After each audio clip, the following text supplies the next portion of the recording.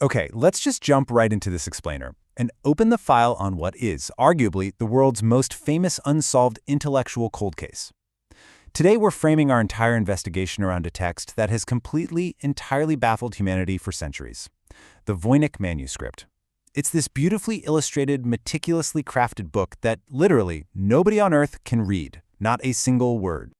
To really understand what we're up against here, we have to look at the sheer scale of the mystery. Think about the absolute greatest codebreakers in modern history, right? People like William and Elizabeth Friedman or John Tiltman. These were top-tier professional cryptographers who cracked incredibly complex enemy military codes during World Wars I and II. But when they turned their collective genius to this 15th century manuscript, total dead end. It completely defeated them.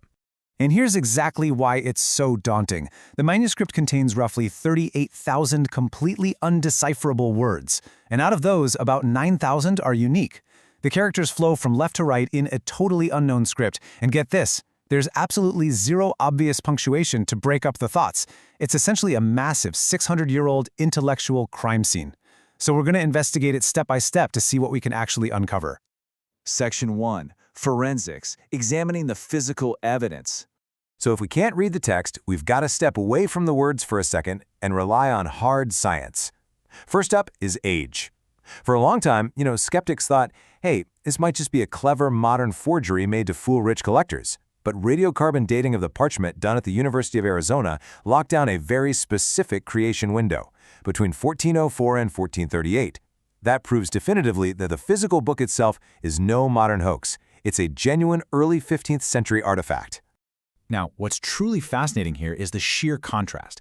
When you use energy dispersive X-ray spectroscopy and protein testing, it reveals the incredibly mundane reality of what it's made of. The parchment, it's just standard calfskin. The ink is common iron gall. Even the paints are made from super cheap, easily sourced materials of that era, like ground azuroid for blue and red ochre for the red browns. So you have these completely ordinary physical materials contrasting sharply with the absolutely bizarre alien contents painted onto them. And the physical condition tells us exactly how it was treated. Medievalist Lisa Fagan Davis noted that the parchment is soft, which is a really specific texture you only find in books that have been, quote, heavily thumbed.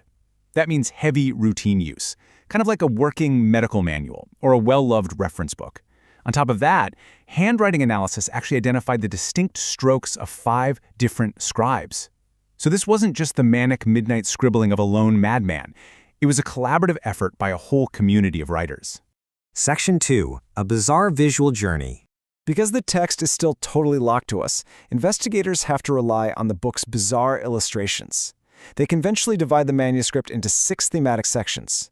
We've got the Herbal, Astronomical, Balneological, Cosmological, Pharmaceutical, and Recipe sections.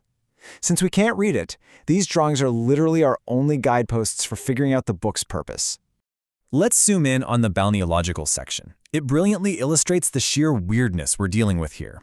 This part features dense, continuous text interspersed with illustrations of small nude women, some of them wearing little crowns.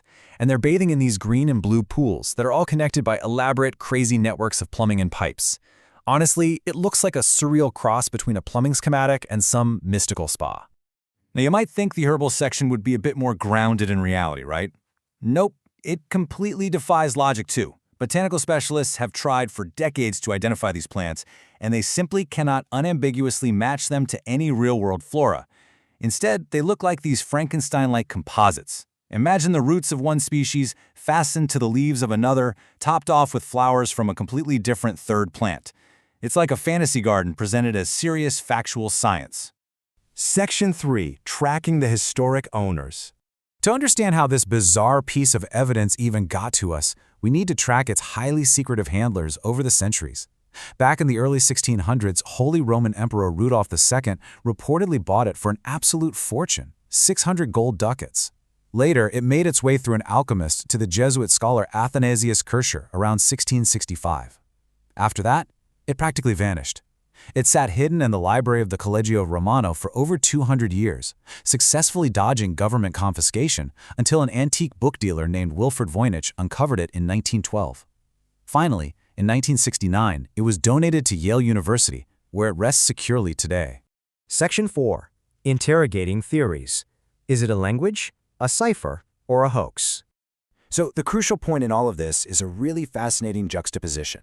On the one hand, some statistical patterns in the book strongly mimic natural human languages. For instance, word frequencies follow Zipf's law perfectly, which means the most common word appears twice as often as the second most common word, exactly like it does in English. But on the other hand, hoax theorists are quick to point out that medieval tools, like a cardon grill, which is basically a sheet of parchment with cut-out holes used to isolate random syllables, could mechanically generate these exact same language-like patterns without containing a single drop of actual meaning. And adding to the mystery is this linguistic metric called conditional entropy. See, natural human languages usually have an entropy score somewhere between 3 and 4. But Voynichese? It's far more predictable, sitting way down around 2. Basically, the characters repeat in patterns that are just a little too neat and tidy. This mathematical reality deeply complicates the idea that this is just a standard cipher or a straightforward natural language. Section 5. The Failed Decipherments. Ever since Wilfrid Voynich brought the book to the public in 1912, a continuous parade of investigators have proudly claimed, "I've solved the case," only to be totally debunked. Take 1921, for example. William Romain Newbold claimed the letters weren't actually letters at all, but were constructed of tiny, microscopic Greek shorthand markings. It sounded incredible, until a decade later when it was definitively proven he was just experiencing pareidolia. He was literally just staring at the way medieval ink naturally cracks on rough vellum as it dries, and his brain was finding patterns that simply weren't there. Fast forward to 2017. Even modern computational linguistics has completely stumbled here. A team used algorithms to claim the text was alphabetically ordered Hebrew anagrams, or alphagrams. But experts in medieval manuscripts took one look at that proposed solution and thoroughly rejected it. They pointed out that the resulting translations were incredibly speculative and just made zero historical sense. Also in 2017, a television writer named Nicholas Gibbs proudly declared it was simply a plagiarized women's health guide written in abbreviated Latin. The media absolutely ran with it, but scholars quickly pointed out a massive glowing problem. His quote-unquote translations resulted in grammatically incorrect Latin that just haphazardly patched together existing historical scholarship. It was a total dead end. And the trend just never stops. In 2019, another researcher claimed Dominican nuns wrote it in an otherwise entirely unknown proto-Romance language. This theory was so fundamentally flawed and relied on such wild circular logic that his own university actually released a public statement explicitly distancing itself from the research. Yikes. Medievalist Lisa Fagan Davis brilliantly illustrates the fatal flaw of almost all these armchair detectives. She calls their logic circular and aspirational. And this is exactly why this topic matters and what you should really take away from this explainer today. Human beings are the ultimate pattern-seeking machines. These investigators start with a drawing of a plant or a star, they guess a meaning, they scour dictionaries until they find a matching word, and then boom, they proudly declare the mystery solved. They see exactly what they desperately want to see. And so, as we finally close the file on this 600-year-old cold case, we are left with a lingering, provocative question. Will the Voynich Sphinx ever speak? Will a new generation of computational tools, deep learning, and collaborative research finally break through the bars of this manuscript? Or will this small, heavily thumbed calfskin book forever remain the absolute limit of human decipherment? It's a true testament to the enduring power of a mystery and a beautiful reminder that sometimes history knows exactly how to keep a secret.